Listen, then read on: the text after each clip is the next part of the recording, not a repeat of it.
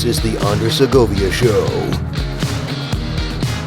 Greetings everyone and welcome to the program. I am Andres. In this episode, normally I would do the news roundup. In this case, would have been the news roundup for July. But because, well, California essentially went back into lockdown, it's a lot more of the same.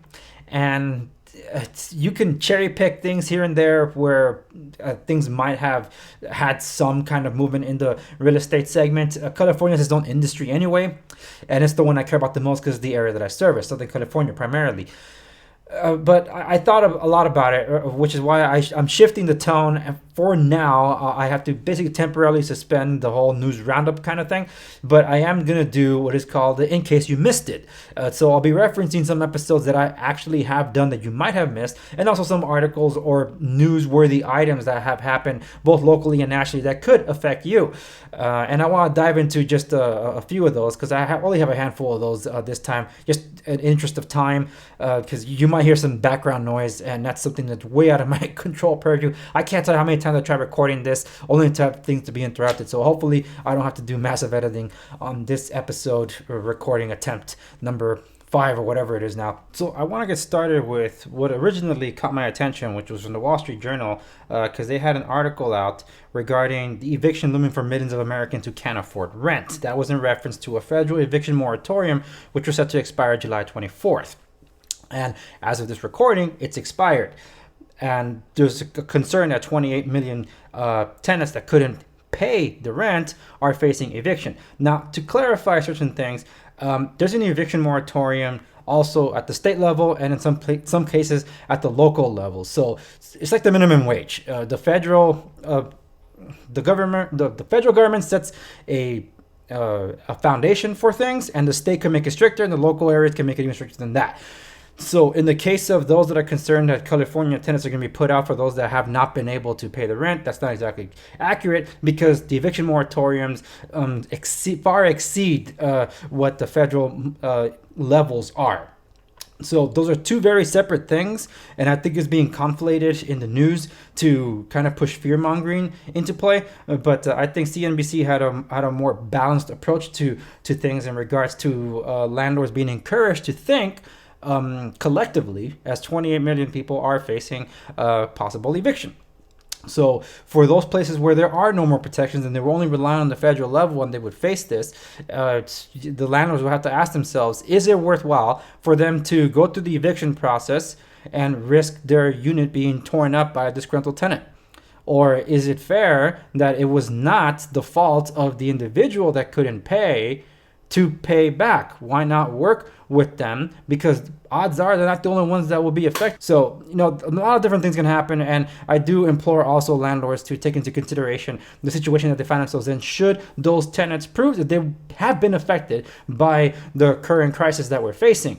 Because we do know there are tenants that are abusing the system that have not been affected or refusing to pay, something that I'll get to a little later. However, that does feed into the other part about the rent freeze, rent strike, rent cancellation movement, which I do find utterly despicable, because it definitely is. Because there are property owners that truly are suffering, and the state has made it a lot more difficult for property owners to deal with their own property. It's incredible because it's like, imagine your favorite service. Let's take your favorite burger stand or whatever.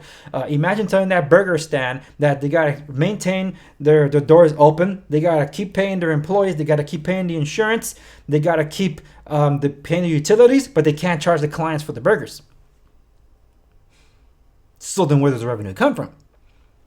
It doesn't. But the government makes sure to come down and put health fines for whatever reason, and also taxes because, of course, they want their change. So it doesn't make any sense whatsoever, because that's exactly what's being applied to property owners. And in fact, this was actually addressed not too long ago locally for Los Angeles, where there was a local attorney that went on with Fox 11 News. I actually put a link to that article in the video description down below. And for those of you watching on the website, you'll find it in the description accompanying this video as well at www.theuniversitygo.com show notes to talk just about that very thing, because there are people that are abusing, that have not been affected affected by COVID that are abusing this moment to not pay rent as if they don't have an obligation to do so. They made a contract with the property owner and they're not holding up to their contract, but because again, we have that eviction moratorium that I mentioned, they think they're shielded because of that moratorium, when it's not necessarily true. But in certain segments of California, when you have a more progressive local government along with courts, it does make it a lot harder for property owners to address that nuisance that they're experiencing. And yeah, there you go. Honestly, I wanted to address this in the segment that I like to call "Setting the Record Straight." I'll see what I deal with when I get to that point. But I have covered a lot of these different things in previous episodes that I recommend you check out. That includes the up and coming propositions that do affect property ownership. And I've already done, like I said, I already done an episode on that, so I'm not going to rehash them here. And I also talked about how if you do need some assistance, when assistance is available to you. So if you see this in time, you might have an ability to check out that assistance that's available to you. These things do change from time to time, and they sometimes change on a daily basis. So you might want to stay up to date. And also remember to like, share, and subscribe, stay in the know on this channel, on the Twitter, and of course check out my website because you want to make sure you're up to date with all these different things. So anyway, one of the last things I wanted to cover, actually two of them, but that one I'll save for later, is this one. Because I talked about this one about environmental justice, and I was highlighting the city of Santa Ana about that because they're basically the guinea pig that I'm using to showcase what most of California, if not all California, is technically obligated to do. So now they have an update because they're opening in the next phase of what they call virtual community workshops. So for those of you that have checked out my environmental justice thing that's coming near you episode, which again will be also referenced here, I recommend you check that out because I dive deep into what this is. And as of this recording, these are the two virtual workshops that they're going to hold. One on Friday, July 31st, and one on Saturday, August 1st. And I'm going to scan this to leave these posted on the show notes, the company's episode at www.dangeroussegovia.com. That's the place you'll be able to check it. So this is to basically talk about the shared vision for Santa Ana, what this means to you, and also in Espanol, so I'll put it there. It's regarding what they're intending to do in certain areas of Santa Ana that they've highlighted. And in my opinion, my informed opinion, only spells danger if they implement it the way they intend to, for which is why I encourage you to voice your opinion at these workshops, to tell them what you like and you don't like. Because even though everything has good intentions, as the expression goes, the road to hell is paved with good intentions. So I have a lot of issues with this, but I'll dive more into that as soon as I learn more, possibly in the coming episodes. So the last one I'm going to leave to, and this kind of goes into what I'm trying to cover for my Setting the Record Straight. And it's along the lines of this. So I'll tell you what the title is that I'm going to address. And I'm first going to read this. This is from pewresearch.org. So this is a research thing that's been done during this lockdown regarding the COVID-19 pandemic. The title is "About a fifth of U.S. adults moved due to COVID-19 or know someone that did." Now, this on his face almost sounds like it's definitely real estate. It's not entirely real estate, and I'm going to leave the research for this because it is an interesting read. And this is why it's important. I'm only going to get to these main points because it's what I appreciate about them is that they actually summarize or at least give an abstract in the opening paragraph. So millions of Americans relocated this year because of the outbreak, moving out of college dorms that abruptly closed, or communities they perceived as unsafe, or housing they could no longer afford. So there's some that did move out, even though their local places might have had protections for them, but those that felt the responsibility and obligation to pay, they wanted to continue paying, but at least somewhere else where they can afford, because that did happen. There have been cases where people were living in communities and they didn't like how aggressive the lockdowns were, aka New York City, even Los Angeles, and the first chance they got, they bought a property and they moved out. So if they're going to be locked down again, or in California, once they lock down again, at least they're going to be locked down in a home they can call their own and to be able to enjoy a yard or two if they got it. So that I know has happened, and I know people that have moved out of the States entirely. So yes, this is interesting that 1/5 of Americans have relocated during this, or at least know somebody that have. I know of all sides. So this one, they break down the percentages here too. They say either they moved primarily, or they moved permanently or temporarily. That someone else moved into their household, or did not move or have someone move into the household, but say they know someone else that moved. 14% say they know that someone that moved. So this was a survey taken in June, from June 4th to June 10th, of U.S. adults. It's a pretty lengthy one. I recommend you check it out. It's worthwhile. It's interesting to note. But this also goes into what I was saving for my setting the record straight, because there was an interesting article that popped up on my feed, but it didn't apply to the United States, because that one was it was knocking it down. The question was, is it the right time to buy a property? And I have an answer for that. And the answer hasn't changed. But this article was saying, of course not. Because real estate is known as the most surefire way to survive a recession if you're investing in real estate. And this particular article from Yahoo was saying no. And if you just read the headline, obviously it's like, oh, no, of course not. Well, I read into it. This is Australia. It's not United States. So that's what they're preaching to. So I don't even know why I got it when I'm over here. I wasn't looking for Australian news, although I do have friends in Australia, but I wasn't looking for Australian news, especially in real estate. I don't know anyone investing in real estate in Australia from my social circles. So I found that a little disingenuous, because I was reading through the articles and I'm like, oh my goodness, I'm going to have to debunk this too. So here's the thing. Is it the right time to buy? This is a question I get a lot. So the answer is like this. If you're ready, able, and willing, it's the right time to buy. Record low interest rates. You have a secure job, and you have the finances to be able to. No reason why you shouldn't. Because they're saying, I want the prices to go down a bit. Okay, when the prices go down, interest rates go up. So you might be paying less for the house, but you're paying more for the loan. So in other words, you're probably not getting your bang for your buck.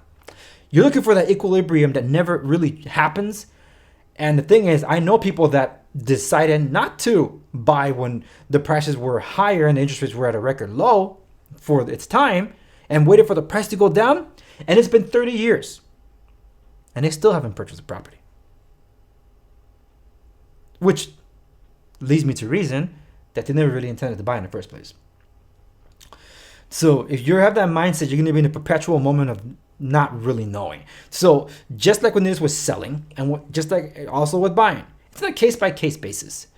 So if you really want to have that conversation, I'm inviting you to have a direct conversation with me. And my contact information should be appearing on the screen somewhere around here. So if you want to reach out to me and you're in the local area, I would love to help you and connect you with my lender to have these conversations, and to also measure where you might be. And if you're not ready yet, at least put you on the path to be able to get there. And speaking of which, if you have been affected with your finances during this time of a unique history, right? I did do an episode previously, and you probably noticed I'm doing more video heavy media and posts. So I did do a presentation on steps to rebuild your credit. So if you're already on that path, let's find out how far along you are. Because if you found yourself during this lockdown to be incubated in a room without windows, and you have a family, and you guys were getting desperate to get out somewhere, but you couldn't, if you want to face this thing again, wait, let me rephrase. You don't want to face this thing again, but if should you have to, a place to call your own is the best place to experience it, because at least it's a place you can call your own. So for that, I encourage you to contact me so we can figure out how far along the ways you are to attain your home.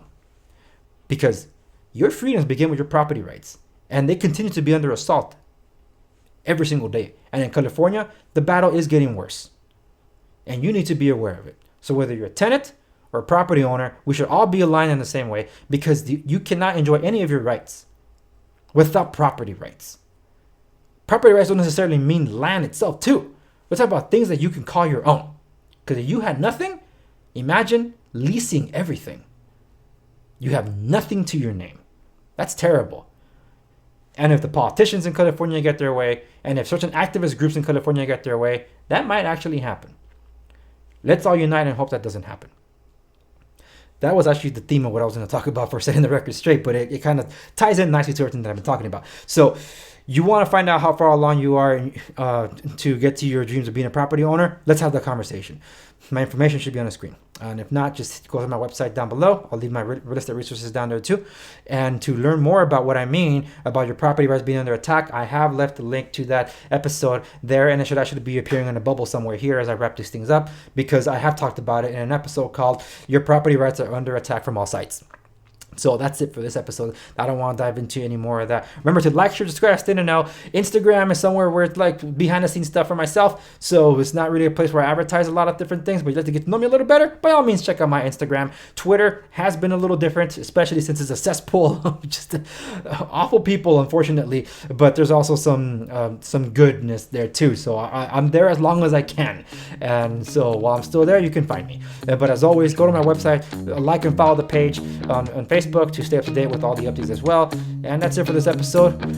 Stay safe out there, and I'll see you on the next one.